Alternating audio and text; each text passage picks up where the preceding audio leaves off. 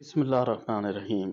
आज हम ये 60 बाई 60 की लाइट्स है, एलईडी लाइट्स है, ये लगाएंगे। ये हमारा हॉल है जहाँ से हमने पुराने वाली निकाली है और इसमें ये एक हमने लगा दी है इसमें और ये जल रही है। अभी हम दूसरी का आपको दिखाएंगे।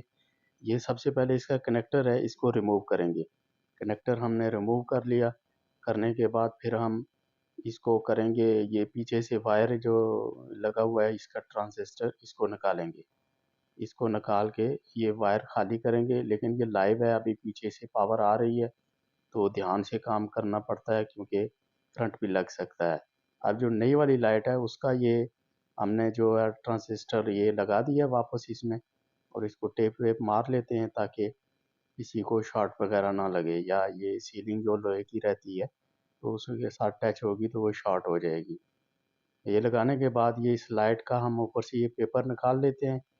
पेपर लगा रहता है इसके एडवर्टाइजिंग का, तो ये क्लिप इसके साथ लगाएंगे तो ये देखें ये जल गई है।